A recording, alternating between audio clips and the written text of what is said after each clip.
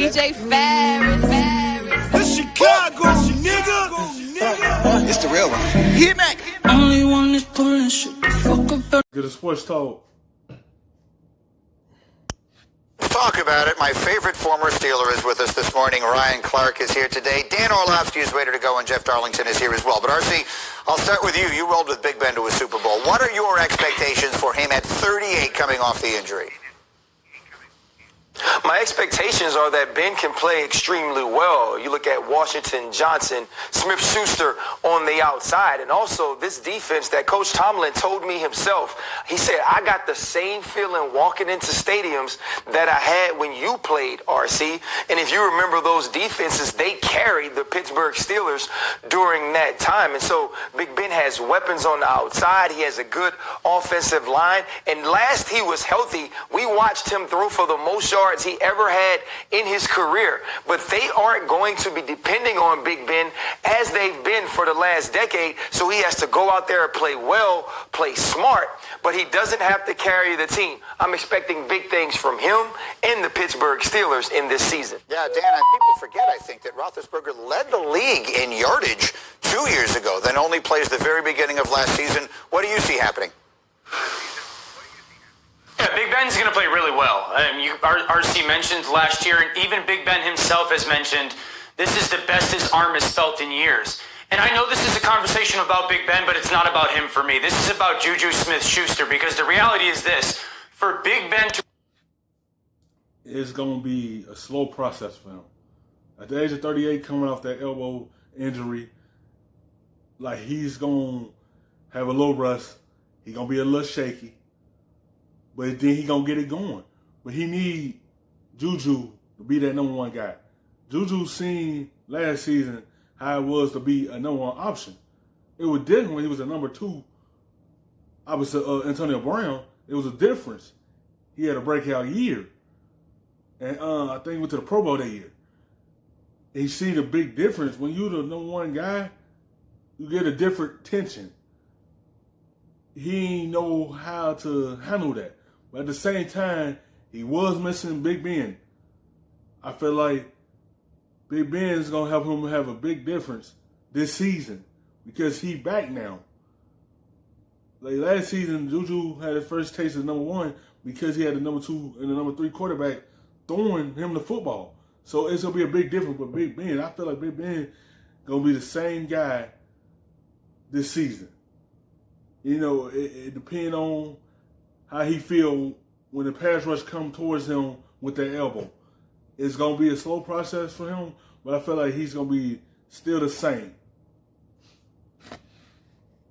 Perform the way he wants. He's always had a big-time receiver, and Juju really needs to step up to being that true number one, because you go to his rookie year when he had Antonio Brown, he has 58 catches for like 900 yards, really good rookie year. And then his second year, again, still with Antonio Brown there, he has 111 catches for 1,400 yards. And then go back to last season, and I know Big Ben's not there, but AB's not there as well, and he drops. Because you see those 2 years, he had Antonio Brown. Antonio Brown was that number one option. He was a number two option. It wasn't everything on him. It wasn't too much pressure on him. Antonio Brown took that away from him. He ain't had to worry about everyone really paying attention to him like that. So he made noise his first 2 seasons. Now Antonio Brown is out of there, and now he's the number one. It's a difference when you the number one guy. It's a big difference when you're the number two guy. Everything is not on you. The pressure is not on you. But when you come that number one, everything changed now. But now Antonio Brown's not there last season. But he's going to have a different year, I feel like, with Big Ben back. Down to 40 yards. So for Big Ben to be in one of the top quarterback conversations for this coming season, this is so much more about Juju. Juju needs to become that bona fide number one receiver that Ben has always had. The Hines Wards, the ABs, Plaxico, someone like that the Pittsburgh Steelers are notorious for. So For me, this is way more about Juju Smith-Schuster becoming that bona fide number one without Antonio Brown opposite him than really is Big Ben going to be able to perform this season. I like that take. In both of Ben's Super Bowl wins, a wide receiver was actually the MVP of the game. Jeff, jump in here. What are your thoughts on him coming off the injury? Well, it's interesting because I actually was skeptical initially about the idea that, well, you know, even if it's not this injury, what injury will it be from here? He's getting older. He seems like his body is breaking down. But honestly, I kind of dispelled my own myth by simply doing the research and recognizing the fact that Ben played 16 games in 2018. He played 15 games other than a meaningless game at the end of the season in 2017. The last 6 seasons in general, he really has missed very minimal time due to injury. He's been largely durable. So while we kind of, I think, are resigned to believe that maybe Ben will continue to deal with injuries because he just gets banged around so much, we really should be having the conversation where this guy is also another fountain of youth, just like Tom Brady and Drew Brees. He really continues to do the things that have made him effective for decades.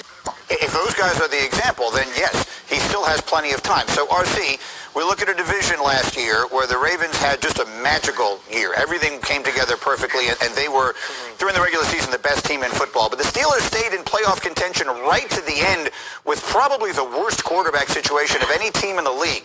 What is your expectation for Pittsburgh in that division with Ben back? The Pittsburgh Steelers will be the second team from the AFC North in the playoffs. And this is not going to be, oh, they're going to sneak in right at the bottom. I believe this team will compete to win 11 or 12 games this season. The Baltimore Ravens, they could win 16. They could win 15. And so I expect them to represent the AFC North as the champion. But the Steelers are going to be a very tough out in the playoffs because they're going to be built the right way. Great defensively, great up front with a veteran quarterback that is healthy.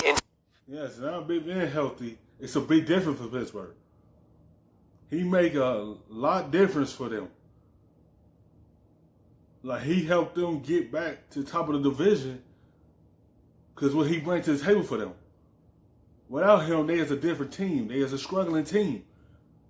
That's when they had to lean on their defense a whole lot. But this year, they still going to lean on their defense because he up in their age and the injury that he have. They just need to go out there and just make production plays for them, not have to do a whole lot like he had to do back then. He ain't had to. He don't have to carry this team this year. He have a good defense to help him out with that.